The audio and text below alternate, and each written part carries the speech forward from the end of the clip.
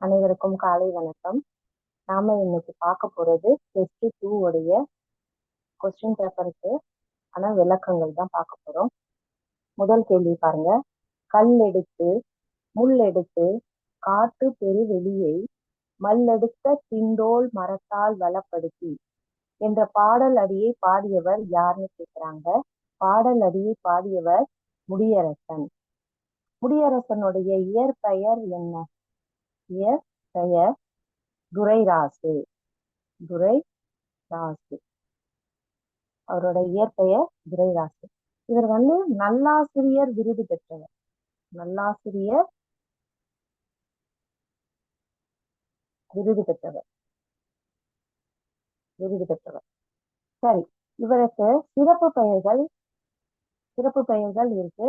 அதுல முதல்ல கவியரசு.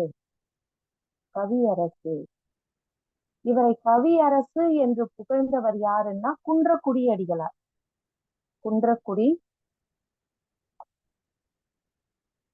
அடிகளார். மேலும் இவரை தமிழ் திராவிட நாட்டின் வானம்பாடி. தமிழ் திராவிட நாடுன்னு சொல்லுவாங்க, இல்லைன்னா தமிழ்நாட்டின் வானம்பாடி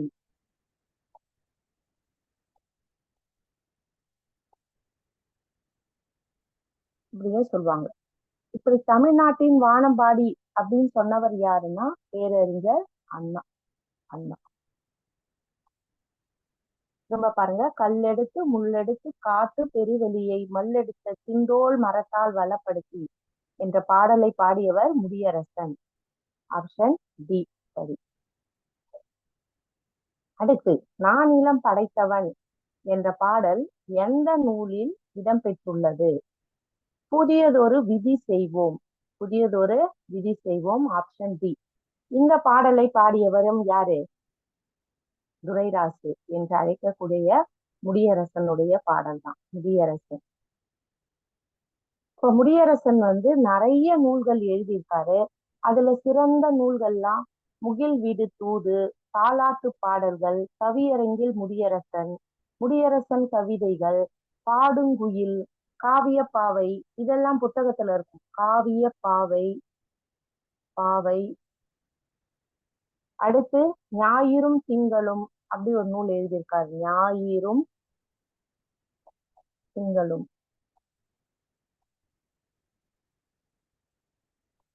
அடுத்து பூங்கொடின்ற அது அந்த நூல் என்ன பரிசு பெற்றிருக்கு அப்படின்னா தமிழக அரசினுடைய பரிசு பெற்றிருக்கு. தமிழக அரசு பரிசு. தமிழக அரசுடைய பரிசு பெற்றிருக்கு. அடுத்து வீரகாவியம் தமிழ் வளர்ச்சி கழகத்துடைய பரிசு பெற்றிருக்கு. வீரகாவியம் தமிழ் வளர்ச்சி கழகத்துடைய பரிசு.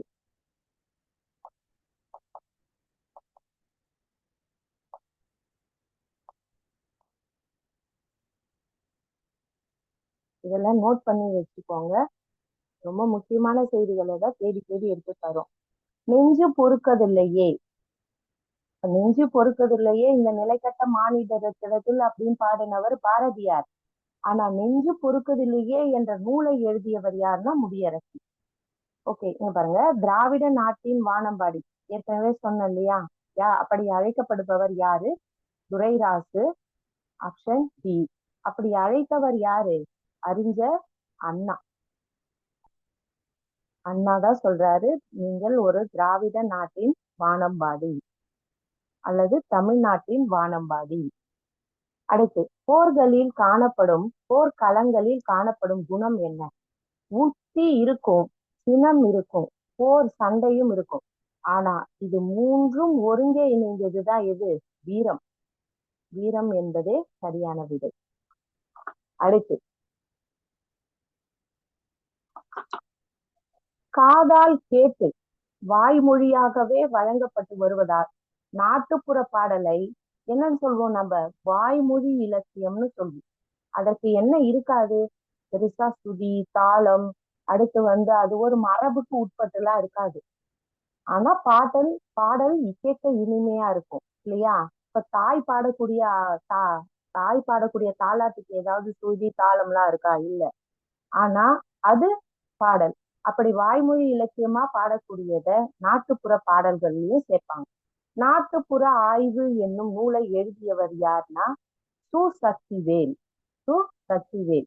இந்த நூலை வெளியிட்டவங்க யாருன்னா உலக தமிழ் ஆராய்ச்சி கழகம். உலக தமிழ்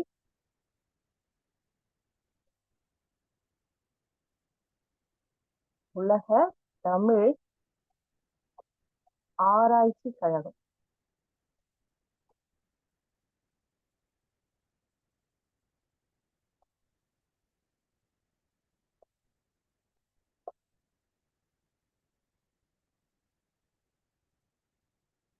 ஆராய்ச்சி கழகம் வெளியிட்டிருக்காங்க. நாட்டுப்புற இயல் நூல் நாட்டுப்புற இயல் ஆய்வு என்ற நூலை எழுதியவர் சக்திவேல். அதை வெளியிட்டவங்க உலக தமிழ் ஆராய்ச்சி கழகம். பொறுத்துக பாருங்க. விடிவெள்ளி. விடிவெள்ளி என்பது எது? இப்போ ஒரு இடம் கடல் இருக்கு வச்சுக்கோங்களேன். இது வந்து கடற்கரை சார்ந்த ஒரு பாடல். கடல் இருக்கு. அந்த கடலுக்கு விடிவெள்ளி தான் என்ன? இப்போ அந்த இடத்துல இருக்கக்கூடிய வெளிச்சம் தரக்கூடியது, விளக்கு மாதிரி. அடுத்து மணல். அங்க இருக்க அந்த கரைகள்ல இருக்கக்கூடிய மணல் தான் என்ன? பஞ்சுமெத்தை. படுத்து உறங்குவதற்கு ஏற்ற பஞ்சுமெத்தை. எல்லாமே என்ன பண்ணிருக்காங்க? இத உருவகப்படுத்திருக்காங்க. அடுத்து புயல் தான் என்ன? ஊஞ்சல். புயல் புயல் அடிக்கும் பொழுது எப்படி ஊஞ்சல் ஆடுமா? ஒரு மரம் எப்படி சாய்ந்து ஆடுமோ, அந்த புயல் அடிக்கும் பொழுது அந்த அலைகள் வந்து வீசுவது ஊஞ்சல் ஆடுவது போல் இருக்கிறது. அடுத்து பனி மூட்டம் தான் போர்வை. அந்த கடலை மூடக்கூடிய அல்லது மணற்பரப்பை மூடக்கூடிய அந்த தண்ணீரை மூடக்கூடியதுதான் பனிமூட்டம். அதை என்னன்னு சொல்றாங்க? உருவகிக்கிறாங்க. போர்வை என்று உருவகிக்கிறாங்க. Option A. ஆறில் ஒரு பங்கு என்ற கதை யாருடையது அப்படின்னா பாரதியாருடையது. ஆறில் ஒரு பங்கு இந்த கதையில, இந்த சிறுகதை, இது வந்து ஒரு சிறுகதை. இந்த சிறுகதையில என்ன விஷயம் சொல்லப்பட்டிருக்கு அப்படின்னா, தேசப்பற்றும் தேசப்பற்று தேசப்பற்று தேச சேவை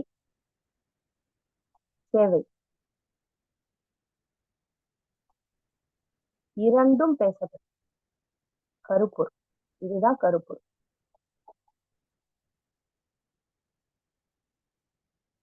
ஆறில் ஒரு பங்கு என்பது பாரதியாருடைய சிறுகதை.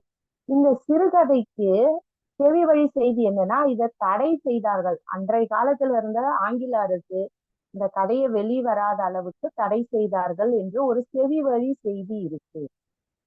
அடுத்து பொறுத்துக. மல் எடுத்த, வலிமை பெற்ற. சமர் என்பது போரை குறிக்கும். நல்கும், தரும். கழனி என்றால் என்ன? வயல். ஆப்ஷன் டி என்பது சரி. உழைக்கும் மக்கள் தங்கள் களைப்பை மறக்க உற்சாகத்துடன் பாடும் பாடல். என்ன பாடல் பாடுவாங்க? நாட்டுப்புற பாடல் தான். உழைக்கும் வர்க்கத்துல இருக்கிறவங்களுக்கு சுதி, தாளம், தாழ் இசை, விருத்தம், வெண்பா அப்படி வைத்து பாட தெரியுமா? தெரியாது. ஏதோ தனக்கு தோன்றியதை பாடுவாங்க. அப்படி வாய்மொழி இலக்கியங்களாக பாடக்கூடியது எல்லாமே நாட்டுப்புற பாடல்ல சேரும். ஆப்ஷன் சி என்பது சரி. அடுத்து பாருங்க. மறத்தல், பொறுத்தல். இலக்கண குறிப்பு கேட்கிறாங்க. மறத்தல், பொறுத்தல். தல் அல் என்ற விகுதி பெற்று வந்தால் அது என்னன்னு சொல்லியிருக்கோம்? தொழிற்பெயர்னு சொல்லியிருக்கோம். Option C. சரி. தல் அல் தொழிற்பெயர் விகுதிகள் என்னன்னு நம்மளுக்கு தெரிஞ்சிருக்கணும். விகுதிகள்.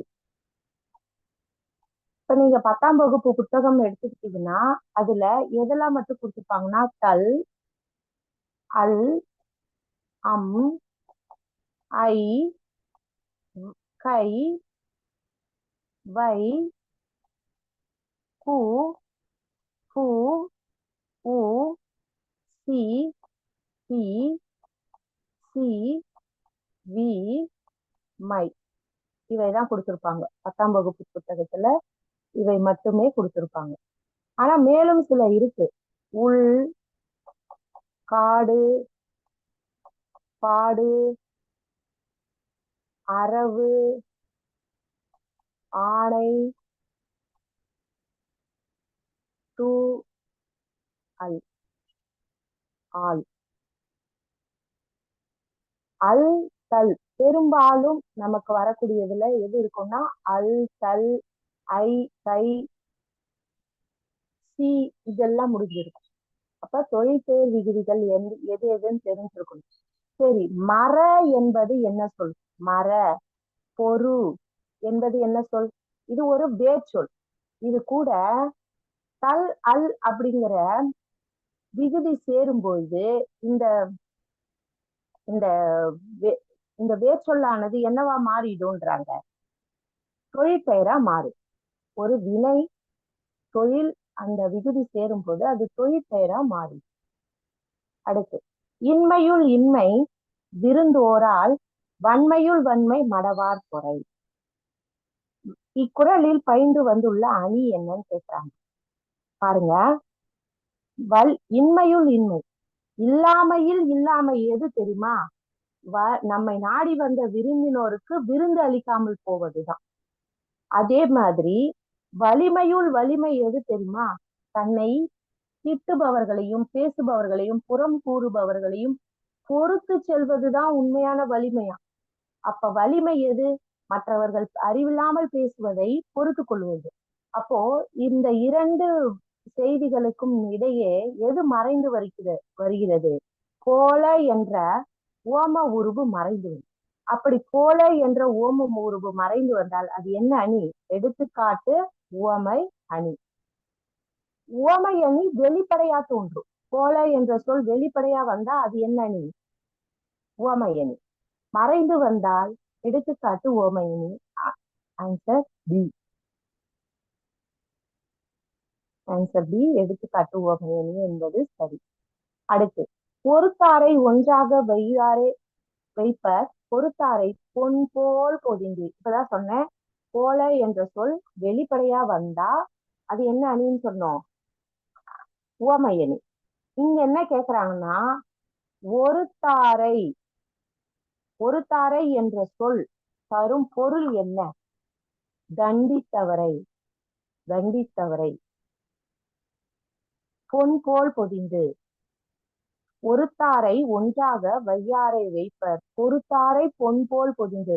நம்மளை தண்டித்தவரை, நம்மை திட்டியவரை நாம் பொறுத்து சென்றால் நம்மளுடைய வாழ்க்கை பொன் போல் இருக்கும் அப்படின்னு சொல்றாங்க. தண்டித்தவர் என்பது சரி.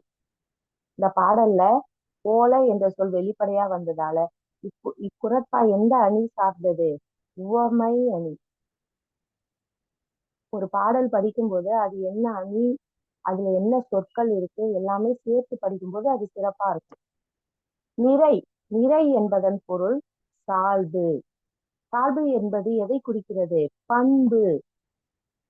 ஒருவனிடம் உள்ள உயர்ந்த குணம். அடுத்து பாருங்க, அகழ்வாரை தாங்கும் நிலம் போல தம்மை இகழ்வார் பொறுத்தல் தலை. அப்ப போல என்ற சொல் வெளிப்படையா வந்திருக்கு. அப்போ இது என்ன அணி? உவமை அணி.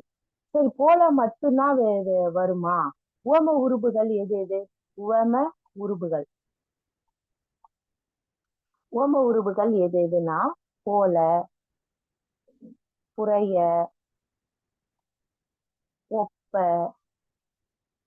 மான, நிகர, அன்ன, உழற, இயைய. இப்போ போன்ற என்ற சொல் வழக்கத்துல இருக்கு. நம்ம பேசும்போது போன்ற என்ற சொல் பயன்படுத்தும். அப்ப இவை எல்லாமே என்ன? உவம உருபுகள். ஒரு பொருளை விளக்க, அழகுபடுத்த வேறொரு பொருளுடன் ஒப்பிடுவதுதான் என்ன அணி? உவமை அணி. ஒரு பொருளை அழகுபடுத்தணும். அகழ்வாரை தாங்கும் நிலம் போல தம்மை இகழ்வார் பொறுத்தல் தலை. இகழ்வாரை எப்படி பொறுத்துக்கணும்?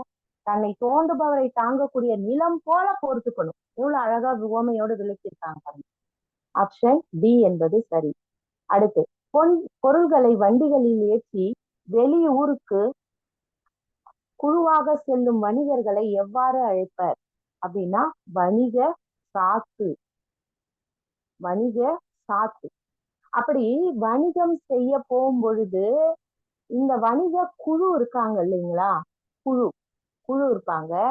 அந்த குழு கிட்ட உள்கு என்ற வரி வாங்கியிருக்காங்க அந்த காலத்துல. உள்கு உள்கு என்பது சுங்க வரி. சுங்க வரி. இந்த மாதிரி வினாக்கள் கேட்கலாம். பொருட்களை ஏற்றி செல்லும் பொழுது உள்கு என்ற வரி வாங்கியிருக்காங்க. அந்த வரி என்ன வரினா சுங்க வரி. இந்த இப்ப நாம டோல்கேட்டுக்கு இந்த மாதிரிலாம் கட்டுறோம் இல்லைங்களா, அந்த காலத்துல அது மாதிரி சில அதிகாரிகள் நின்று கொண்டு நீ என்ன பொருட்களை ஏற்றிட்டு போற, அதுக்கான வரி இவ்வளவு கொடு அப்படின்னு வாங்கினாங்க. அந்த வரிக்கு பேரு உள்கு.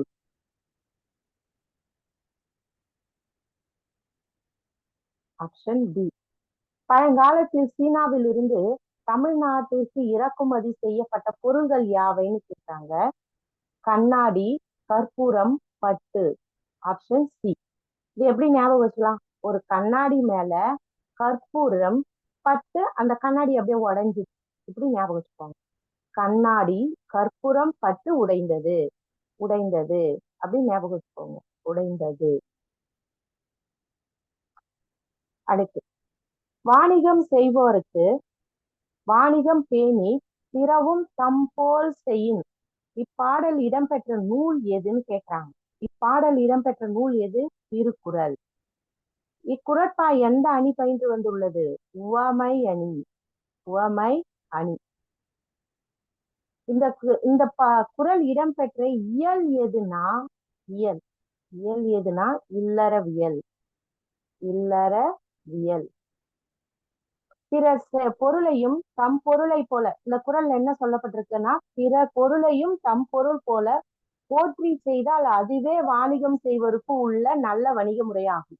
இப்ப என்ன பண்ணுவாங்க, சிலர் குறைந்த பொருள், குறைந்த காசு கொடுத்து நான் இவ்வளவுதான் கொடுப்பேன், இந்த பொருளை கொடுன்னு சொல்லி 5 ரூபாய்க்கு ஒரு பொருளை வாங்கி அவங்க என்ன பண்ணுவாங்க, 20 ரூபாய் 30 ரூபாய்க்கு விற்பாங்க. அப்படி இருக்கக்கூடாது. நீ இப்ப 5 ரூபாய்க்கு வாங்கினா ஒரு 6 ரூபாய்க்கு விற்கலாம், இல்ல ஒரு 7 ரூபாய்க்கு விற்கலாம். அதை விட்டுட்டு பிற பொருளை தம் பொருள் மாதிரி கருதி அதே மாதிரி வியாபாரம் செய்யணும். அப்ப அவங்க கிட்ட நீ 30 ரூபா கொடுத்து வாங்கலாம் இல்லையா? அது மாதிரி கருதணும், நேர்மை இருக்கணும் அப்படின்னு தான் இந்த குறள்ல சொல்றாங்க. ஆப்ஷன் டி என்பது சரி. அடுத்து, நடுவு நின்ற நெஞ்சினோர் என்ன பட்டினப்பாலை யாரை பாராட்டுகிறது அப்படின்னா வணிகர்களை. நடுவு நெஞ்சின. நடு, இப்ப ஒரு தராசு இருக்குன்னு வச்சுக்கோங்களேன். இந்த தராசை எடை போடும் பொழுது அந்த முள் எப்படி நேராக நின்று பொருளின் எடை மதிப்பை காட்டுமோ, நடுவில் நின்று எடை மதிப்பை காட்டுமோ, அது மாதிரி நீ நேர்மையா இருக்கணும், அந்த தராசை போல நீ நேர்மையா இருக்கணும் தான் இந்த வரிகள்ல சொல்றாங்க. இந்த பட்டினப்பாலை நூலை எழுதியவர் யாருன்னு உங்களுக்கு தெரியும். கடியலூர் உருத்திரன் கண்ணனார்.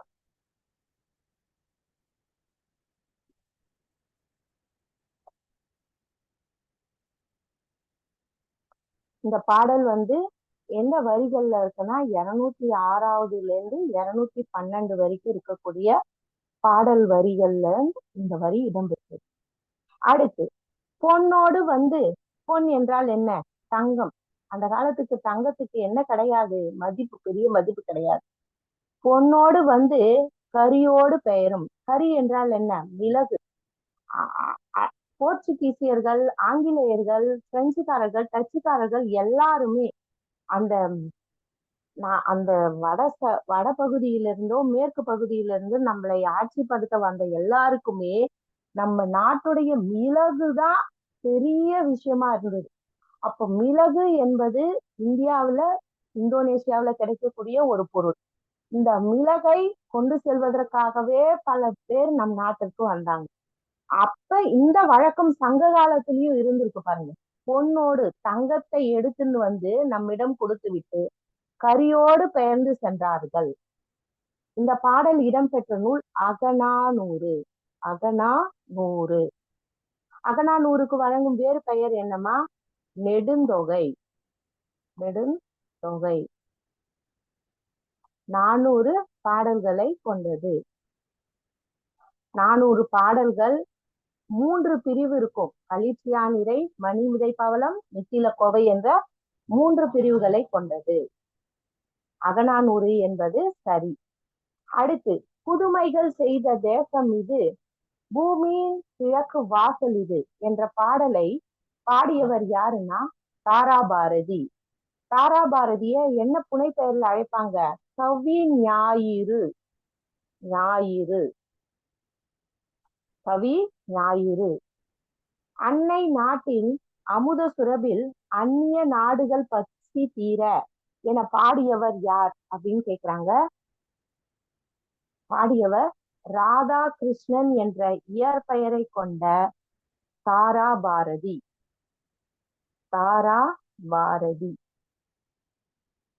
இப்ப ராதாகிருஷ்ணன் இது பாதிதான் இருக்கு இது பேரு. இவரோட முழு பெயர் என்னன்னா துரைசாமி ராதாகிருஷ்ணன். துரைசாமி ராதாகிருஷ்ணன் இப்படியும் கேட்கலாம். இப்போ துரைசாமின்னா நம்ம யார சொல்லுவோம்? துரை ராசுன்னு சொல்றது முடியரசன். அடுத்து பெருஞ்சித்திரனார துரை மாணிக்கம்னு சொல்லுவோம். இப்போ இவருக்கு துரைசாமி ராதாகிருஷ்ணன் கொடுத்தாங்கன்னா நம்ம குழப்பிக்க கூடாது. இது முழு பெயர் துரைசாமி ராதாகிருஷ்ணன் என்பது இவருடைய முழு பெயர். இவரே புனை பெயர்ல எப்படி அழைக்கிறோம்? தாராபாரதி அப்படின்னு அழைக்கிறோம். இவர் திருவண்ணாமலை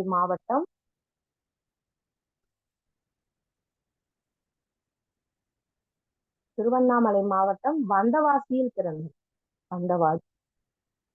வந்தவாசியில் பிறந்தவர்.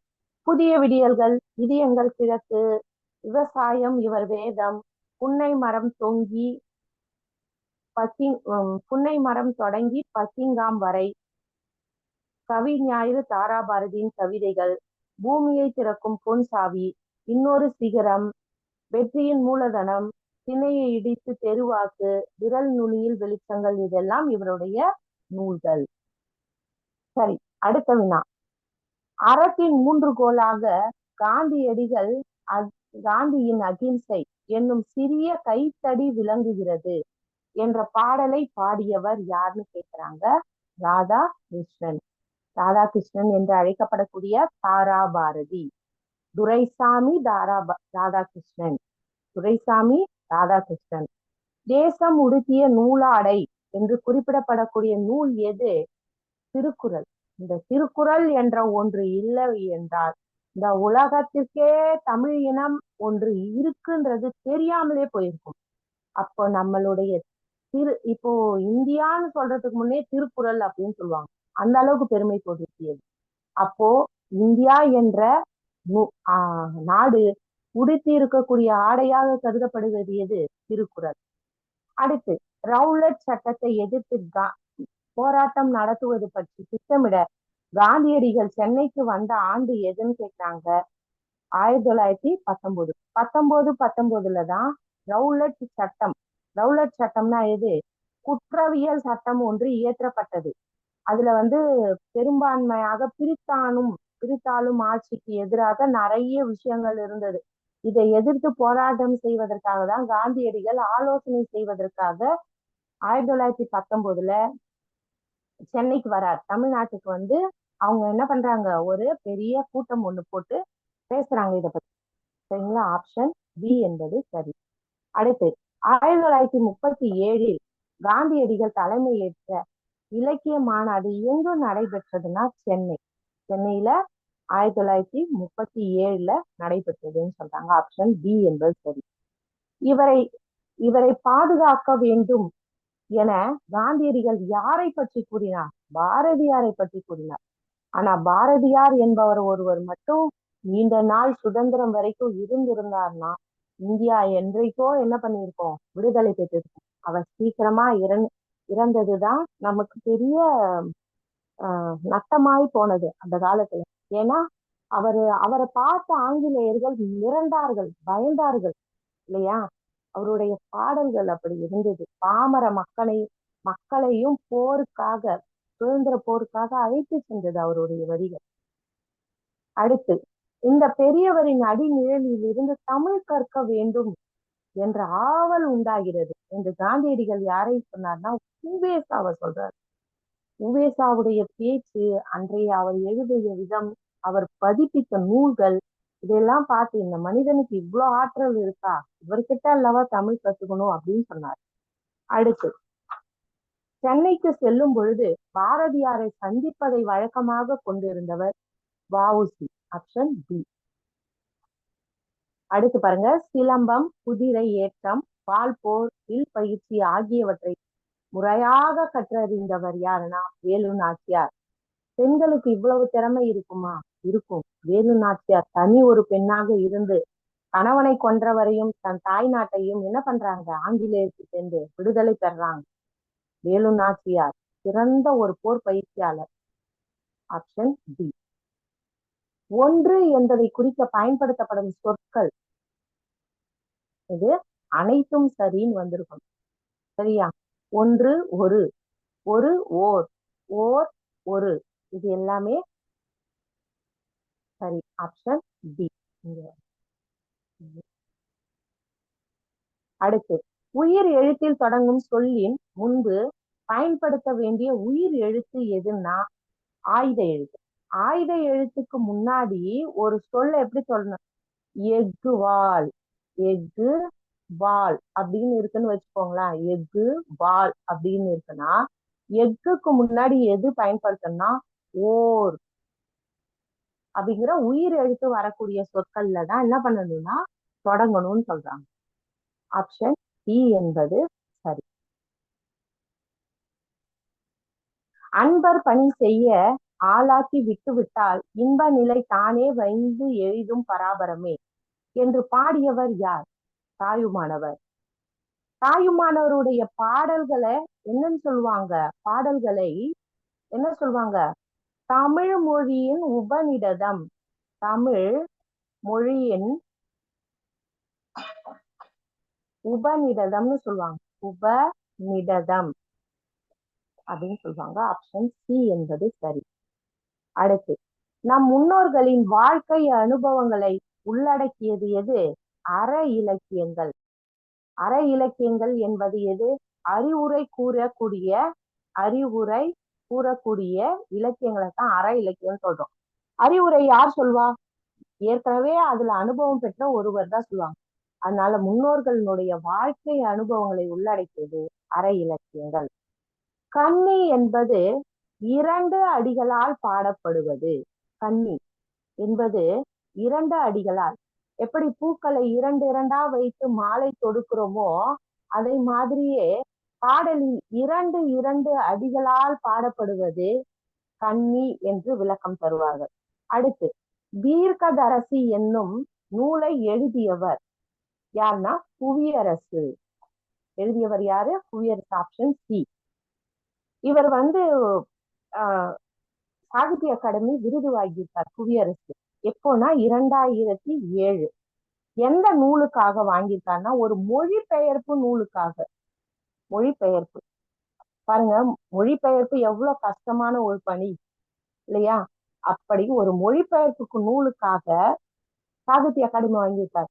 இவர் மொழிபெயர்த்த நூலின் பெயர் மிர்தானின் புத்தகம். மிர்தானின் புத்தகம்.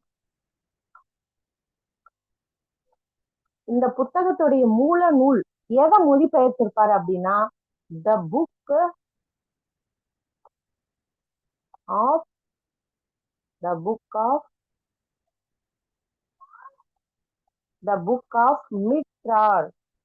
மிட்ராட் அப்படிங்கிற நூலை மொழிபெயர்த்திருக்கார். இந்த மொழிபெயர்ப்பு செய்ததுக்காக 2007 சாகித்ய அகாடமி விருது வாங்கியிருக்கிறார்.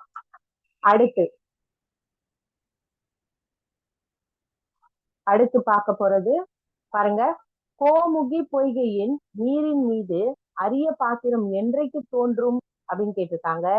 வைகாசி திங்கள் முழு நிலவு நாளில், வைகாசி மாதம் தோன்றக்கூடிய பௌர்ணமி நாளில் தான் எது தோன்றுமா? அந்த கோமுகி பொய்கையின் மீது அரிய பாத்திரம் தோன்றும்னு சொல்றாங்க. அமுத சுரபியின் முதலில் உணவிட்டவள் யாரு? ஆதிரை.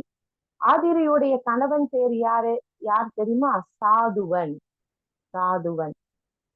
உங்களுக்கு தெரியும், ஆதிரை ஒரு விரதம் இருப்பா. அவ ஒரு கட்டைய யதார்த்தமா உடைச்சு போடுவா. இவன் கப்பல்ல வணிக பயணத்திற்காக போயிருப்பான். கடைசியில அந்த கப்பல் உடைஞ்சு போய் அவ என்றைக்கோ உடைச்சு போட்ட ஒரு கட்டையில தொத்திக்கிட்டு ஒரு நாட்டுக்கு போயிடுவான். இதெல்லாம் இருக்கு இல்லையா? அப்ப ஆதிரையுடைய கணவன் யாருன்னா சாதுவன். முதல்ல அவதான் என்ன பண்றா? மணிமேகலை வைத்திருந்த அச்சய பாத்திரத்துல உணவிடுறான். அடுத்து பாருங்க, உப பாண்டவம், கதாவிலாசம், கால் முளைத்த கதைகள், தேசாந்தரி என்ற நூல்களை எழுதியவர் யாருன்னா ராமகிருஷ்ணன். ராதாகிருஷ்ணன் யாரு? தாராபாரதி. வாணிதாசன் உங்களுக்கு தெரியும். துரைராசன் யாரு? துரைராசன் யாரு தெரியுதா? கண்டுபிடிங்க. ஒவ்வொருவருடைய பெயர் சொல்லும் பொழுது அவங்களுடைய இயற்பெயரும் நமக்கு தெரிஞ்சிருக்கணும். அவங்க புனைப்பெயரை எழுதுனதுன்னு தெரிஞ்சிருக்கணும். அப்ப நாம ஆப்ஷன்ல டைரக்டா எடுத்த உடனே அவங்களோட பேரை கொடுத்துட மாட்டாங்க. இப்ப பாரதியார் அப்படின்னா பாரதியார்னு நேரா கொடுக்க மாட்டாங்க, தேசிய கவி அப்படி கொடுப்பாங்க. அப்ப மாத்தி கொடுக்கும்போது நம்ம தெரிஞ்சிருக்கணும். ராமகிருஷ்ணன் சஞ்சாரம் அப்படிங்கிற நூலுக்காக சஞ்சாரம் அப்படிங்கிற நூலுக்காக 2018 சாகித்ய அகாடமி விருது வாங்கியிருக்காங்க. விருதுகள் ரொம்ப முக்கியம், தெரிஞ்சிருக்கணும் நம்மளுக்கு கண்டிப்பா. சரி, இவர் இந்த 4 நூல்கள் மட்டும்தான் எழுதியிருக்காரானா? இல்ல, நிறைய எழுதியிருக்காரு. உருப்பசி, யாமம், துயில், நிமித்தம், இடக்கை,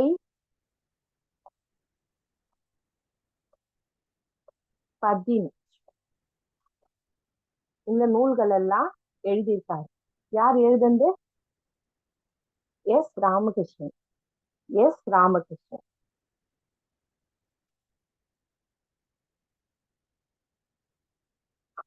துரைராசன் யாருன்னு கண்டுபிடிச்சீங்களா? முடியரசன்.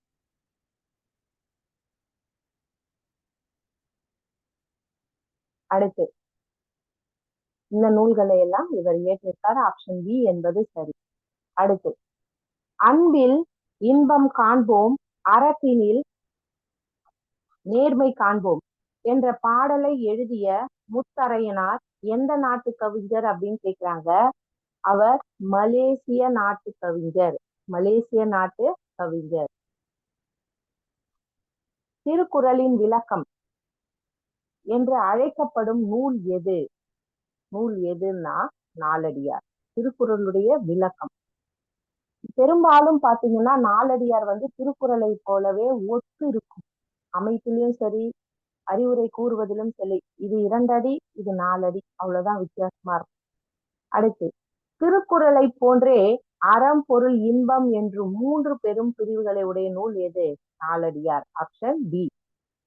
நாலடியாரை அதிகாரமாக தொகுத்தவர். ஒவ்வொரு அதிகாரமா தொகுப்போம் இல்லையா? அப்ப திருக்குறள்னா 133 அதிகாரங்கள் இருக்கும். இப்போ நாலடியார்னா எவ்வளவு அதிகாரங்கள் இருக்கும்னா 40 அதிகாரங்கள் இருக்கும். அப்ப 400 பாடல்களுக்கு 40 அதிகாரங்கள். 400 பாடல்கள், 40 அதிகாரங்கள்.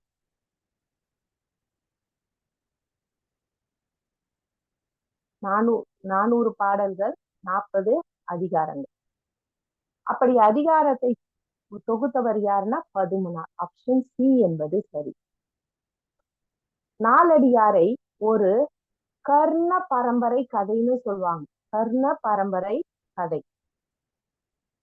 சமண முனிவர்கள் எழுதிய பாடல்களை ஆற்றில் விட்டவர் யாருன்னா உக்கிர பெருவழுதி.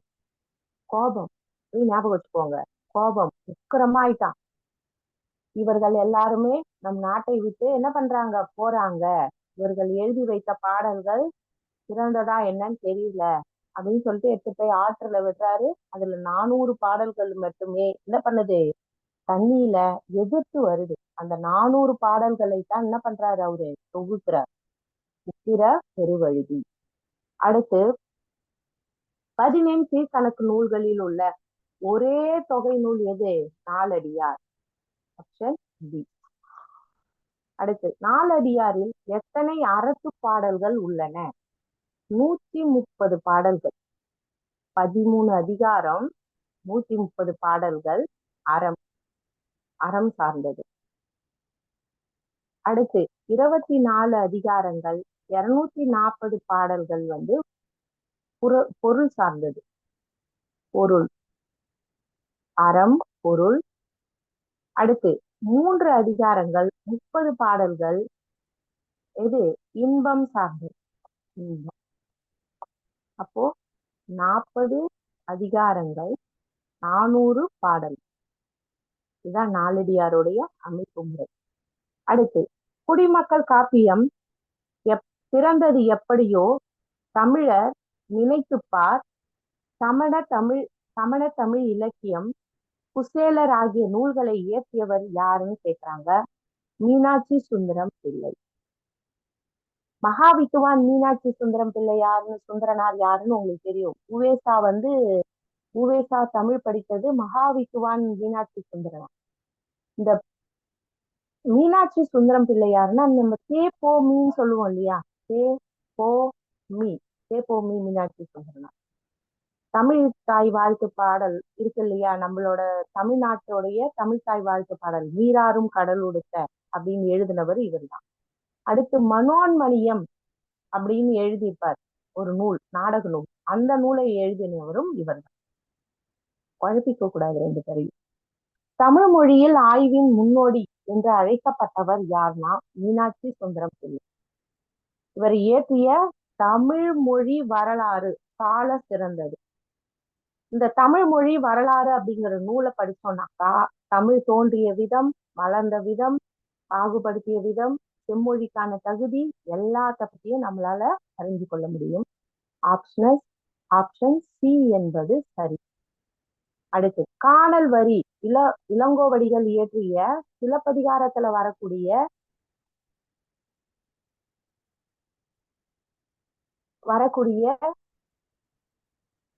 தலைப்பு இது, காணல் வரி. இந்த காணல் வரியை மட்டும் எடுத்து என்ன பண்ணியிருக்காரு, எழுதியிருக்காரு. அவர் யாரு? மீனாட்சி சுந்தரம். இந்த காணல் வரி எந்த பாவால் ஆனதுன்னா பாவால் ஆனது. ஆப்ஷன் ஏ என்பது சரி.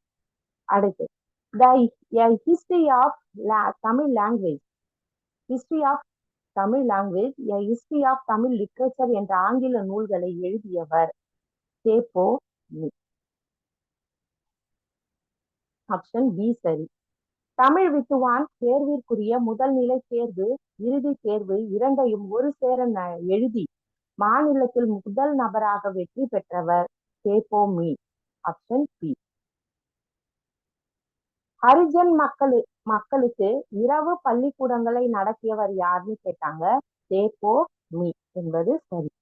Option A. ஹரிஜன் என்ற பத்திரிகையை நடத்தியவர் யாருமா? பத்திரிகையை நடத்தியவர் காந்தியடி. ஹரிஜன் என்ற பத்திரிகையை நடத்தியவர் காந்தியடி. அடுத்து, பல்கலை செல்வர் என்று அழைக்கப்படுபவர் யாருன்னா தே.பொ. மீனாட்சி சுந்தரனார். Option A. கவிமணி தேசிய விநாயகனார் பள்ளி ஆசிரியராக எத்தனை ஆண்டுகள் பணியாற்றினார்னா 36 ஆண்டுகள் பணியாற்றியிருக்கார். Option A. எட்வின் அர்னால்டு எழுதிய லைட் ஆஃப் ஆசியா என்ற நூலை தமிழில் ஆசிய ஜோதி என்ற பெயரில் மொழிபெயர்த்தவர் யாரு? கவிமணி தேசிய விநாயகம் பிள்ளை. ஆப்ஷன் ஏ என்பது சரி. ருபாயத் என்பது 4 அடி செய்யுள். இப்ப நம்ம கன்னி பார்த்தோம். கன்னி எத்தனை அடி செய்யுள்? 2 அடி. ருபாயத் என்பது 4 அடி. 4 அடி செய்யுளால் ஆனது. அடுத்து, உமர் கயாம் பாடல்கள் நூலில் மொத்தம் எத்தனை பாடல்கள் உள்ளதுன்னு கேட்கிறாங்க. மொத்தம் 115 பாடல்கள் உள்ளது. அது எல்லாமே 4 அடி செய்யுள், ருபாயத் அப்படிங்கிற முறையில எழுதியிருப்பார். அடுத்து, பொருத்துக, அஞ்சினர், பயந்தனர், வீழும், விழும், ஆகாது, முடியாது. நீள் நிலம். நீள் நிலம் என்றால் என்ன அர்த்தம்? பரந்த உலகம் அப்படின்னு அர்த்தம். ஆப்ஷன் சி என்பது சரி. அடுத்து பாருங்க. தனக்கென வாழாமல் பிறருக்காக வாழ்வதற்கு தேவைப்படும் குணங்கள் என்னன்னு கேக்குறாங்க. அருள், பொறுமை வேணும், கண்டிப்பா வேணும். பரிவு வேணும், நன்றி வேணும், உணர்வு வேணும், இன்சொல் பேசுதல் வேண்டும், இல்லையா? அப்போ அனைத்தும் சரி என்பதே சரி. Option B. தமக்கென முயலா நோன்றால் பிறக்கென முயலுனர் உண்மையானே என்ற பாடல் வரி இடம்பெற்ற நூல் எதுனா புறநானூறு. தனக்காக ஒருத்தவன் முயல மாட்டான், பிறருக்காகனா எப்படியாப்பட்ட விஷயத்தையும் செய்வான் அப்படின்னு சொல்றாங்க. இந்த பாடல் எத்தனையாவது பாடல்னா 182வது பாடல். இப்பாடலை இயற்றியவர் கடலுள் மாய்ந்த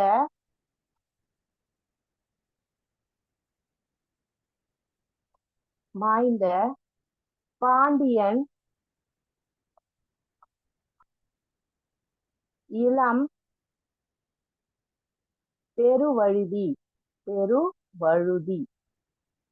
இளம் பெருவழுதி. இந்த பாடலுடைய இது வந்து இடையில வரக்கூடிய வரி. இந்த பாடலுடைய தொடக்க வரி எப்படி இருக்கும்னா, உண்டாலம்ம இவ்வுலகம் அப்படின்னு ஆரம்பிக்கும் இல்லையா? அந்த பாடல் தான் இது. உண்டாலம்ம இவ்வுலகம். ஒரு பாடலோட இறுதி வரி கொடுக்குறாங்கன்னா அதோட முதல் வரியை கண்டிப்பா தெரிஞ்சு வச்சுக்கோங்க. அடுத்து, தன்னுடைய தங்க கடுக்கன்களை கவர்ந்தவரிடம் திருடியவர்கிட்ட கூட அன்பு காட்டியவர் யாருன்னா வள்ளலார். Option C. மக்களுக்கு செய்யும் பணியை இறைவனுக்கு செய்யும் பணி என்று வாழ்ந்தவர் யார் அப்படின்னா அன்னை தெரேசா. மக்களுக்கு செய்யக்கூடிய பணி தான் இறைவனுக்கு செய்யக்கூடிய பணி அப்படின்னு வாழ்ந்தவங்க அவங்கதான். அடுத்து, வாழ்க்கை என்பது நீ சாகும் வரை அல்ல, மற்றவர் மனதில் நீ வாழும் வரை. ஆமா, அவங்கள பத்தி கூட நம்ம இன்னைக்கு வரைக்கும் படிக்கிறோம் இல்லையா? இப்ப அவங்களுடைய அந்த தொண்டு குணம் தான். அப்படி பாடியவங்க யாருன்னா அன்னை தெரேசா கூறியவர். அடுத்து, குழந்தைகளை பாதுகாப்போம் என்ற இயக்கத்தை தொடங்கியவர் யாரு? கைலாஷ் சத்யார்த்தி. கைலாஷ் சத்யார்த்தி நோபல் பரிசு பெற்றிருக்காரு. அமைதிக்கான நோபல் பரிசு. அமைதிக்காக நோபல் பரிசு. இந்த நோபல் பரிசை 2014 கொடுத்தாங்க. இத 2 பேருக்கு பங்கிட்டாங்க. ஒண்ணு இவருக்கு கைலாஷ் சத்யார்த்திக்கு ஒண்ணு. இன்னொன்னு யாருக்குன்னா மாலாலா. மாலாலா தெரியும் இல்லையா நமக்கு? 12 வயதிலேயே பெண்களுடைய கல்விக்காக போராடினவங்க. மாலாலா யூசப் சை அப்படின்ற பெண்ணுக்கு கொடுத்தாங்க. அடுத்து, இவர் என்ன பண்ணியிருக்காருன்னா 103 நாடுகளுக்கு பயணம் மேற்கொண்டு இருக்கார். 80,000த்திற்கும் மேற்பட்ட குழந்தைகளை என்ன பண்ணியிருக்காரு? இவர் தொழிலாளர் பணியிலிருந்து மீட்டிருக்காரு. இவரோட முழக்கம் என்ன? ரொம்ப முக்கியம் அவரோட முழக்கம். பச்சன் பச்சாவ் ஆந்தோலன். பச்சன்னா குழந்தை, பச்சாவோனா காப்பாத்துங்க. எதுல இருந்து? வேலை செய்வதிலிருந்து. அவர்களுக்கான சுதந்திரத்தை அவங்களுக்கு கொடுங்க, குழந்தைகளை குழந்தைகளா இருக்க விடுங்கன்னு சொன்னோம். Option B. தன் நாடு விளைந்த விளைநேல் தந்து பிற நாட்டு உப்பின் கொள்ளை சாற்றி என்ற பாடல் வரி இடம்பெற்ற நூல் நற்றிணை. நற்றிணை. உப்பு, வெள்ளம், வெண்ணெல் இதெல்லாம் இருக்கு இல்லைங்களா? உப்பு அப்படின்னு வந்தாலே அது எந்த நிலமா இருக்கலாம் அப்படின்னா நெய்தல் நிலம். நெய்தல் திணை பாடல் இது. நெய்தல் திணை பாடல். நெய்தல் திணை பாடல் 183வது பாடல். இந்த பாடல் எதற்காக பாடப்பட்டதுன்னா வரவிடை வைத்து பிரியும் தலைவனுக்கு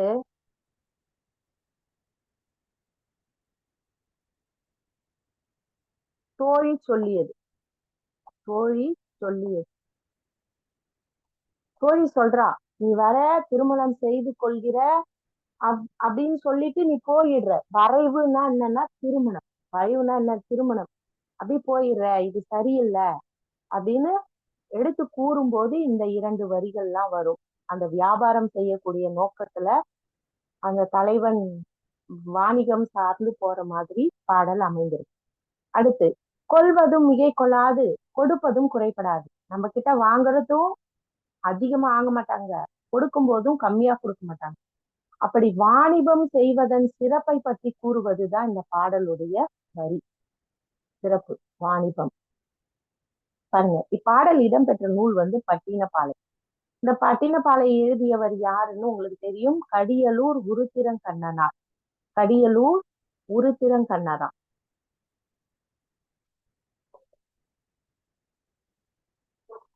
கண்ணகனார்.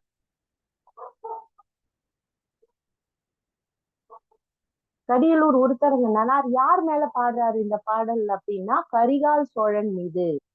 கரிகால் சோழன் மீது பாடப்பட்டது இந்த பாடல். அடுத்து, பொறுத்துக. Currency note. கரன்சி நோட் என்பது பணத்தாள் இல்லையா? அடுத்து, பேங்க் என்றால் வங்கி, செக் என்றால் காசோலை. அடுத்து, டிமாண்ட் டிராஃப்ட்னா வரைவோலை. ஆப்ஷன் ஏ என்பது சரி. அடுத்து பாருங்க, பாடுபட்டு தேடிய பணத்தை புதைத்து வைக்காதீங்க, எல்லாருக்கும் கொடுங்க, அப்ப உங்களுக்கு மகிழ்ச்சி தன்னால் வரும்னு சொல்றவங்க யாருன்னா அவை. ஆப்ஷன் சி அவையா. ஒன்றுக்கும் மேற்பட்டோர் இணைந்து முதலீடு செய்து வணிகம் நடத்துவது எது? நிறுவன வணிகம். நிறைய பார்ட்னர்ஷிப் இருப்பாங்க, அததான் இங்க சொல்றாங்க. அகழ்வார் இகழ்வார். இலக்கண குறிப்பு தருக. ஆர்னு வந்தா ஆர்னு வந்தா நம்ம என்ன சொல்லியிருக்கோம்? வினையால் அணையும் பெயர். ஒரு தொழில் இருக்கு, இங்க பாருங்களேன். அகழ் என்பது என்ன? அகழ் இகழ் என்பது ஒரு வினைச்சொல். இந்த வினைச்சொல் கூட கல் அல் சேர்ந்துன்னா என்னவா மாறிடும்? தொழிற்பெயரா மாறும். தொழிற்பெயரா மாறும். அதுவே ஆர் இரண்டும் சேர்ந்துன்னு வச்சுக்கோங்க, ஆரோ ரெண்டுல ஏதோ ஒண்ணு சேர்ந்ததுன்னா என்னவா மாறும்? வினையால் அணையும் பெயராகும். ஏன் அப்படி சொல்றாங்க? ஏன் வினையால் அணையும் பெயர்? அந்த அகழ்தல் அப்படிங்கிற பணியை அவர் ஒருவர் செய்தால் அதனால் அவருக்கு அந்த பெயர் வந்தது. இப்ப உங்களுக்கு எளிமையா சொல்ற மாதிரிங்களா, பாடியவர் அப்படின்னு ஒரு வார்த்தை இருக்கு. இதுல என்ன இருக்கு? இருக்கா? இருக்கு. சரி, பாடுதல் என்பது என்ன? ஒரு தொழில். பாடுதல் என்பது ஒரு தொழில். அந்த தொழிலை அவர் எவரோ ஒருவர் செய்ததால் அவருக்கு அந்த பெயர் வந்தது. வினையால் அணையும் பெயர் வந்தது. ஆப்ஷன் சி என்பது சரி. விருந்து இலக்கண குறிப்பு தருக. விருந்து என்பது இங்க விருந்துன்னு வந்திருக்காது, பண்பாகு பெயர். ஏ. விருந்து என்பது விருந்தோரால் விருந்தோரால் என்ற சொல் விருந்தை குறிக்காமல் விருந்தை நீக்குதல்.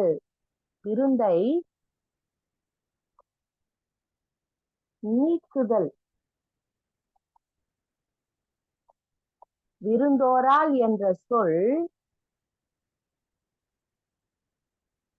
விருந்தை குறிக்காமல் விருந்தை நீக்குதல் என்ற பெயருக்கு ஆகி வந்ததால் இது என்ன பெயர்? பண்பாகு பெயர். அடுத்து, பொன்றும் துணையும். அப்படின்னா என்ன அர்த்தம்னா, உலகம் உள்ள வரைக்கும் திருவள்ளுவருடைய புகழ் நிலைத்து இருக்கிறது அல்லவா, அதுதான் பொன்றும் துணையும். தகுதியான் வென்று விடல். விடல் என்பது அல்லீற்று வியங்கோல் வினைமுற்று. நமக்கு தெரியும் வியங்கோல் வினைமுற்றுலாம் எது? க, இயர்.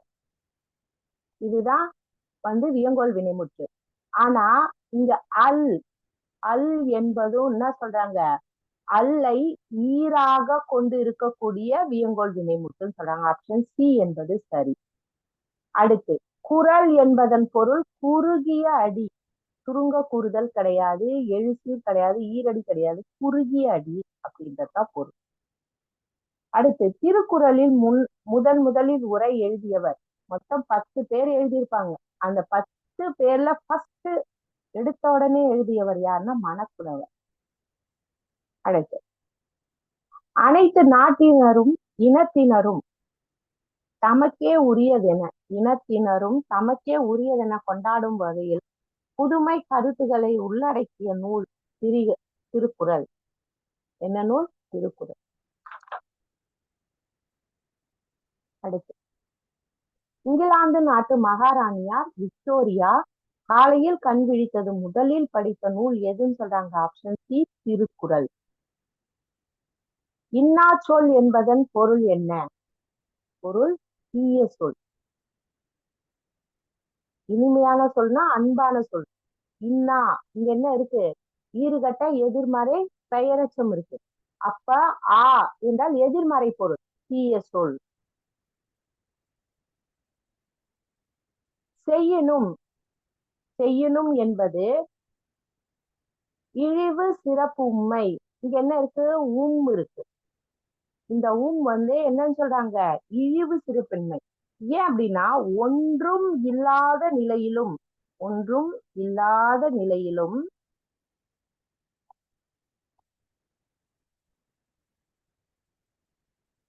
சிறப்பு இருக்கலாம், ஏதோ ஒரு சிறப்பு இருக்கலாம் அப்படின்றதுதான் இதுக்கான இலக்கணம். இருக்கலாம். உண்மை என்பது இங்க என்ன இருக்கு? இழிவு சிறப்பு உண்மை.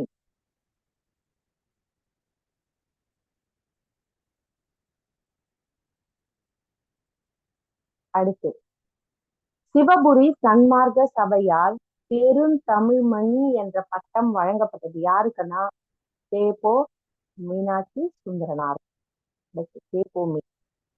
மீனாட்சி சுந்தரனாரை நடமாடும் பல்கலைக்கழகம், அவர் ஒரு நடமாடும் பல்கலைக்கழகம்னு சொன்னவர் யாரு? திருவிக. பட் இந்த திருவிக்காவுடைய கூற்றுகள்லாம் நிறைய இடத்துல பாத்தீங்கன்னா மூணா இருக்கு. இப்ப பெரிய புராணத்தை என்ன சொல்லியிருப்பாருன்னா, உலகம், அன்பு, உயிர் மூன்றையும் ஒருங்கே காட்டக்கூடியது பெரிய புராணம் சொல்லியிருப்பாரு. அடுத்து முத்துராமலிங்க தேவரை சொல்லியிருப்பாரு தேசியம் காத்த செம்மல். அப்ப மூணா சொல்லியிருப்பாரு பாருங்க, தேசியம் காத்த செம்மல்னு சொல்லியிருப்பாரு. உலகம், அன்பு, உயிர் மூணா சொல்லியிருப்பாரு. அதே மாதிரி பாருங்க, நடம் ஆடும் பல்கலைக்கழகம், நடமாடும் பல்கலைக்கழகம், இதுல கூட 3 சொல்லு இருக்கு பாக்குங்க. நடமாடும் பல்கலைக்கழகம்னு இருக்கா? இப்படி மூணா பெரும்பாலும் பாருங்க, டிஎன்பிசி படிக்கிற மாணவர்கள் திருவிக்கா சொன்ன கூற்றுகளை எடுத்து பாத்தீங்கன்னா மூணா இருக்கும். அதை வச்சு கொஞ்சம் ஞாபகம் வச்சுக்கோங்க. சரியா?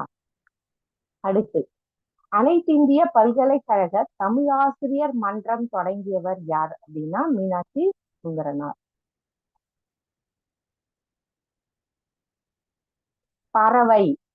பரப்பன. கரெக்ட். இடையினர் அகரம் வருது, அப்ப அது என்னன்னு பொருள் தரும்? கடல் என்று பொருள் தரும். ஆப்ஷன் டி இரண்டும் சரி. அடுத்து, அரண் என்றால் சிவன், அரண் என்றால் திருமால், அறம் என்பது நன்மை. இதுல ஆப்ஷன் டி என்பது சரி. அடுத்து, பொறுத்துக.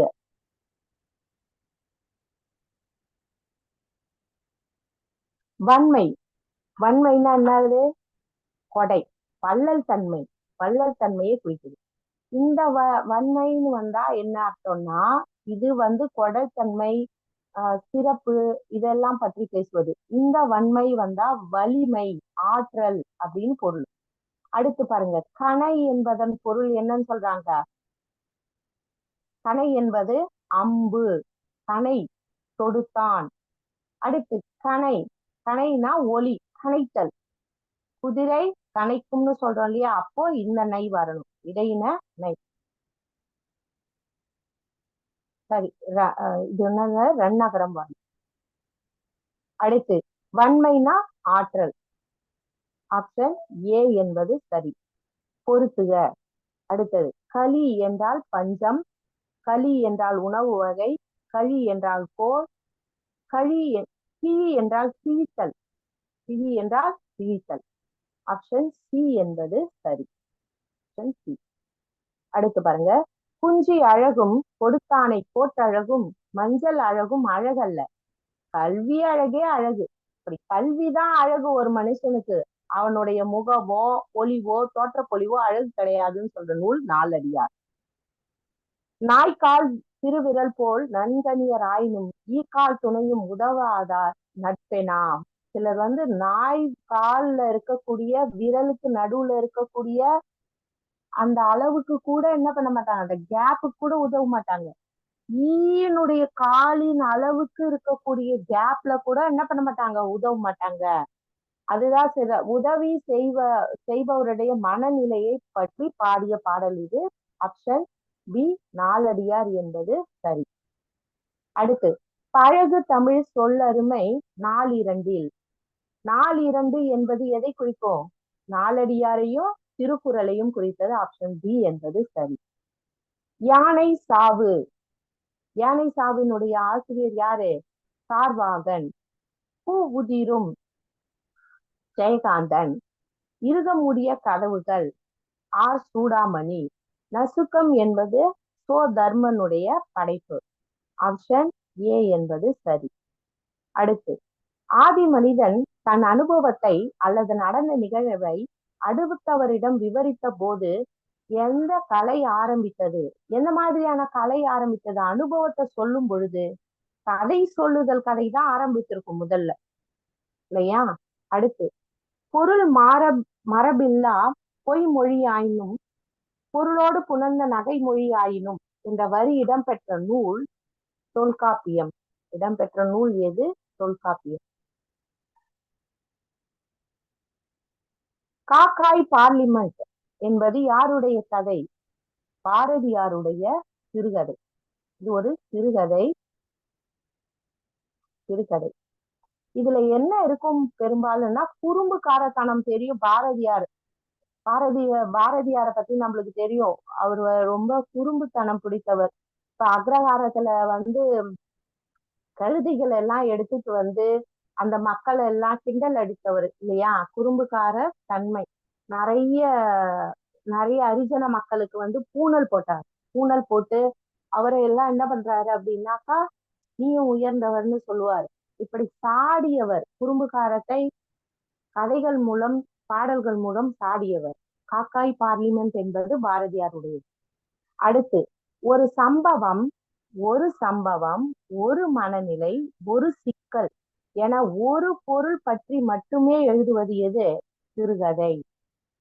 அடுத்து, தமிழில் வெளிவந்த முதல் சிறுகதை குலத்தங்கர அரசமரம். குலத்தங்கரை அரசமரம் எந்த ஆண்டு வெளிவந்ததுன்னா 1915. Option A. இந்த முதல் சிறுகதையே இதுதான். இந்த தமிழ் சிறுகதையை எழுதியவர் யாருன்னா வ.வே.சு ஐயர். வ.வே.சு ஐயர். இந்த கதை 1915 எப்படி வெளிவந்தது அப்படின்னா, விவேக போதனி அப்படின்னு ஒரு பத்திரிகை இருந்தது அந்த காலத்துல. விவேக போதனி அப்படின்ற ஒரு பத்திரிகை இருந்தது. அந்த பத்திரிகை என்ன இதழ்னா மாத இதழ், மாதத்துக்கு ஒரு மாட்டி வரக்கூடிய இதழ். இந்த இதழ்ல என்ன பண்ணது, தொடரா வெளிவந்துச்சு அப்படின்னு சொல்றாங்க. அடுத்து, தமிழ் சிறுகதை படைப்பாளர்களை எத்தனை தலைமுறைகளாக பிரித்து மதிப்பிடலாம்? எத்தனை தலைமுறைகள் அப்படின்னா 5 தலைமுறைகள். ஆப்ஷன் டி என்பது சரி. தமிழ் நவீன இலக்கியத்தை தொடக்கத்திலேயே செழுமைப்படுத்தியவர் யார்னா புதுமை பித்தன். புதுமை பித்தன். இவரோட இயற்பெயர் என்னன்னா சோ விருதாச்சலம். விருதாச்சலம். இவரை என்னன்னு சொல்லுவாங்க, சிறுகதை மன்னன். சிறுகதை மன்னன் அப்படின்னு சொல்லுவாங்க.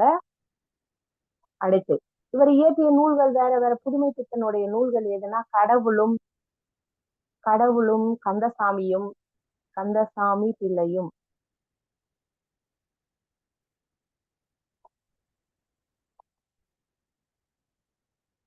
அடுத்து சாப விமோசனம். சாப விமோசனம். பொன்னகரம். பொன்னகரம். ஒரு நாள் கழிந்தது. ஒரு நாள் கழிந்தது.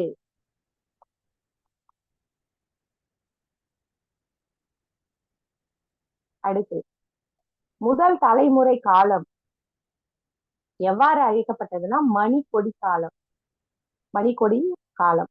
இப்ப நீங்க எப்படி ஞாபகம் வச்சுக்கோங்க, முதல் தலைமுறை காலம்னா இப்ப முதல் தலைமுறைனா இப்போ ஒரு ஸ்கூலுக்கு போறோம்னு வச்சுக்கோங்களேன், முதல்ல போகும்போது என்ன அடிப்பாங்க, மணி அடிப்பாங்க இல்லையா?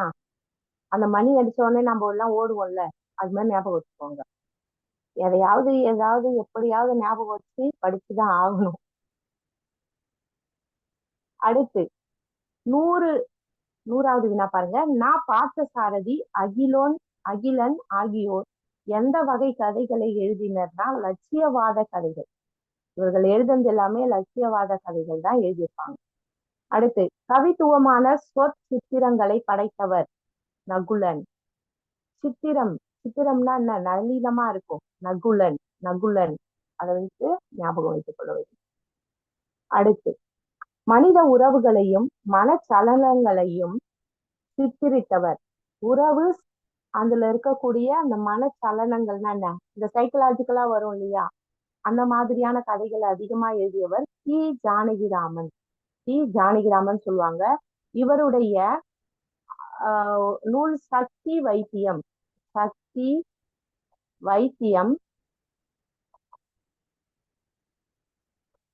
1979 வந்து என்ன பெற்றிருக்குன்னா சாகித்ய அகாடமி விருது பெற்றிருக்கு. இவரோட சில குறிப்பிட்ட சில அருமையான கதைகள் பாத்தீங்கன்னா மோகமுள் திரைப்படமாவே வந்தது. மோகமுள், மரப்பசு, அம்மா வந்தாள், இதெல்லாம் இவருடைய சிறந்த நூல்கள், படைப்புகள். Option B, Janakiraman. அடுத்து சிறந்த வடிவ ஓர்மையுடன் எழுதியவர் சுந்தர ராமசாமி. வடிவ ஓர்மை, அழகோடு ஏர்ந்தவர் யாருன்னா சுந்தர ராமசாமி. இவருடைய புனை பெயர் தெரிந்து வைத்துக் கொள்ளுங்கள், ரொம்ப முக்கியமானது. ராமசாமியோடைய புனை பெயர் வந்து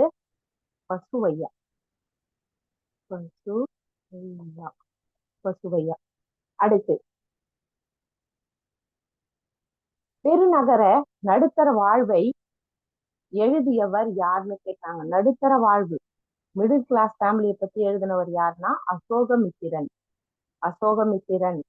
இது வந்து இவருடைய புனைப்பெயர். இது புனைப்பெயர். இவரோட இயற்பெயர் என்னன்னா தியாகராஜன்.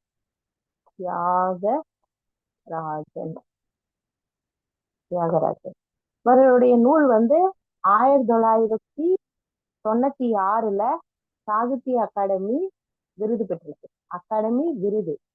என்ன நூலோட பேர் என்னன்னா அப்பாவின் சிநேகிதர்.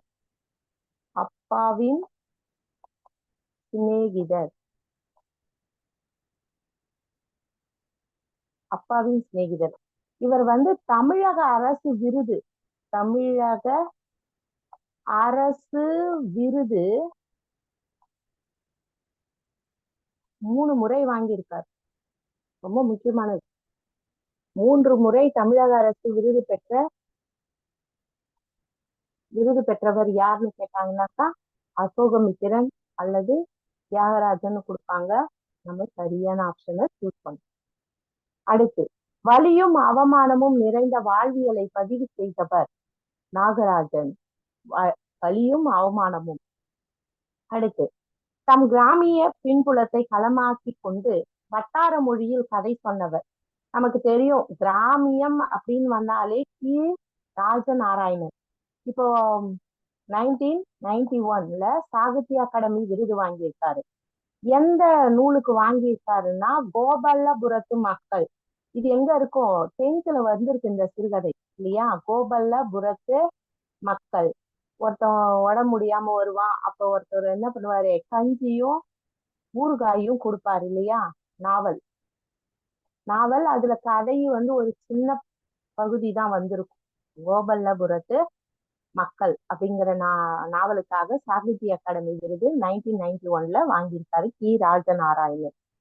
அடுத்து பெருநகர வாழ்வியலை பெரிதும் பாடியவர். முன்னாடி பார்த்தது வந்து வட்டார கிராமிய பின்புலத்தை கொண்டு பாடினவர். இவர் நகர வாழ்க்கையில பாடினவர் யாருன்னா இந்திரா பார்த்தசாரதி. Option D. இவருடைய புதினம் புதினம் வந்து சாகித்ய அகாடமி விருது வாங்கியிருக்கு. அது எதுனா விருதுனா 1977ல குருதி புனல். குருதி புனல். குருதி புனல். அடுத்து கற்பனையை தவிர்த்து இயல்புவாத படைப்புகளை தந்தவர் யார் அப்படின்னு கேக்குறாங்க. நீல பத்மநாபன் என்பது சரி. குழந்தை உளவியலை கதைகளாக்கியவர் சார்வாகன். குழந்தைகளுடைய சைக்காலஜிகளை வந்து கதையாக்கியவர் சார்வாகன். குறியீட்டு தன்மையுடன் எழுதியவர் முத்துசாமி. Option D Muthusamy. குறியீட்டு தன்மை. குறியீட்டு தன்மைனா இப்ப இலக்கியத்துல பாத்தீங்கன்னாக்கா சில பகுதி வாழ் மக்கள் இல்ல சில சமுதாயத்தை சார்ந்தவங்களை மட்டும் எழுதுறது. இப்போ 3ஆம் பாலினத்தவர்கள் அப்படிலாம் இருக்கு இல்லையா? சிலது மட்டும் குறிப்பிட்டு அந்த குறியீட்டு தன்மையோட எழுதக்கூடியவர் அவர். அடுத்து வறுமையை சித்தரித்தவர். வறுமையை சித்தரித்தவர் யாருன்னா மாதவன். மாதவன். அடுத்து நாஞ்சில் நாடு என்பது என்ன மாவட்டம்? குமரி மாவட்டத்தை சார்ந்தது. நாஞ்சில் நாட்டு மக்களின் வாழ்வை எழுதுவதில் எழுத்தில் பதிவு செய்தவர் யாருன்னா அரங்கநாதன். நாஞ்சில் அரங்கநாதன். எளிய மக்களின் மன ஓட்டங்களை எழுதியவர் கந்தசாமி. அடுத்து முற்போக்கு எழுத்துக்களால் மக்களுடன் நேரடியாக விவாதித்தவர் யார்னா அதுவும் கந்தசாமி தான்.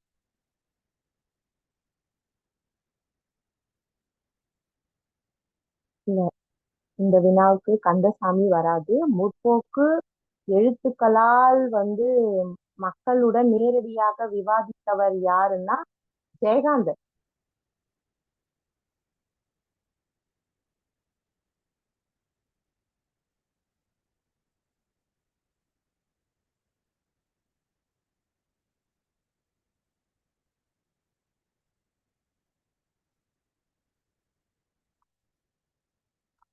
ஜெயகாந்தன் தான் முற்போக்கு எழுத்துக்களால் மக்களுடன் நேரடியாகவே விவாதிக்கக்கூடிய கதைகளை எழுதக்கூடியவர் ஜெயகாந்தன்.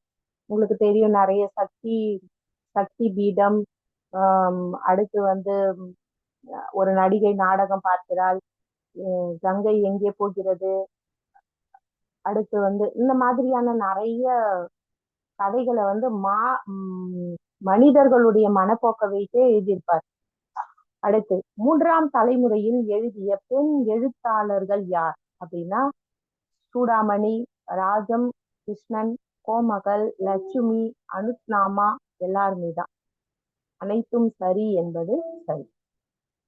அனைத்தும் சரி என்பதுதான் விடை. அடுத்து சிறுகதை முழு வீச்சில் வெளிப்பட தொடங்கிய நூற்றாண்டு எதுன்னு கேக்குறாங்க. நூற்றாண்டு 19ஆம் நூற்றாண்டு. நூற்றாண்டு எது? 19ஆம் நூற்றாண்டு. அடுத்து ஆப்ஷன் ஏ என்பது சரி. அடுத்து யாருடைய கதையில் வரும் கடைசி திருப்பம் இன்று வரை, கடைசி திருப்பம்னா என்னன்னு சொல்லுவோம், கிளைமேக்ஸ் சொல்லுவோமா, இன்று வரை உலக புகழ் பெற்று விளங்குகிறது? ஓ ஹென்ரியின் கதை. அப்படி ஞாபகம் வச்சுக்கலாம். ஓ ஹென்றி, என்ன அழகா கதையை முடிச்சிருக்கீங்க அப்படின்னு ஒரு வசனத்தோட ஞாபகம் வச்சுக்கலாம். அடுத்து இன்றளவும் யாருடைய கதைகள் உலக புகழ் பெற்று விளங்குகின்றன? மாப்பாசான். மாப்பாசோடனுடைய கதைகள் தான் இன்றைக்கு வரைக்கும் உலக புகழ் பெற்று விளங்குகிறது அப்படின்னு சொல்றாங்க. ஆப்ஷன் சி என்பது சரி. அடுத்து தமிழகத்தின் மாப்பாசான். மாப்பாசான் மாதிரியே தமிழ்நாட்டுல கதை எழுதக்கூடியவங்க யாருன்னா புதுமை பித்தன். Option A. அடுத்து, சிறுகதை வடிவத்தை மிகச்சிறந்த கலை வடிவம் ஆக்கியவர் செகாவத். செகாவத் தான் சிறுகதை வடிவத்தை மிகச்சிறந்த கலை வடிவமா ஆக்கி தந்தவர். அடுத்து, பாரதிதாசன் பரம்பரை கவிஞர்களுள் மூத்தவர் யாருன்னு கேக்குறாங்க. முடியரசன். Option A, Mudiyarasan. நான் இளம் என்ன என்ற சொல்லை பிரித்து எழுத கிடைப்பது. எப்படி எழுதணும்? நான் நிலம்னு எழுதக்கூடாது. நான்னா இது என்ன? தன்மையை குறிக்குது. நாள்னா இத நாள் அப்படின்னு குறிக்குது. ஆனா இங்க என்ன வந்திருக்கு? நான்கு நிலம் அப்படி விரித்து எழுதலாம். இது ஒரு தொகை சொல். அதை விரித்து எழுதும் போது எப்படி எழுதணும்? நான்கு கூட்டல் நிலம் தான் எழுதணும். இது மூன்றுமே தவறு. நான்கு நிலம் என்பது சரி. அடுத்து, ஆங்கிலேயருடன் காளையார் கோவிலில் நடைபெற்ற போரில் வேலு நாச்சியார் வெற்றி பெற்ற ஆண்டு 1780. 1780. தனி ஒரு பெண்ணாக இருந்து படை வீரர்களை சேர்த்து கொண்டு பெண்களாலேயே அந்த காலத்தில் மிக சிறந்த போர் வீரராக கருதப்பட்டவர். பெண்களால நாட்டையும் பிடிக்க முடியும், இழந்த நாட்டை மீட்க முடியும் நிரூபித்த அம்மையார் வேலு நாச்சியார்.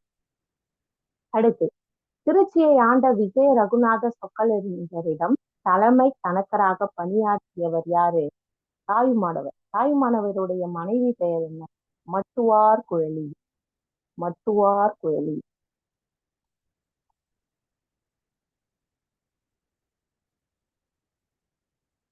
நம்ம 125 வினாக்களுக்கான விடைய பூரா என்ன பண்ணிருக்கோம்? பார்த்திருக்கோம். சரியா அங்கங்க நோட்ஸ் எழுதி வச்சுக்கோங்க. எழுதி வச்சுட்டு படிங்க. ரிவிஷன் பண்றதுக்கு உங்களுக்கு இந்த கொஸ்டின் பேப்பர் ரொம்ப உங்களுக்கு கை கொடுக்கும். நன்றி.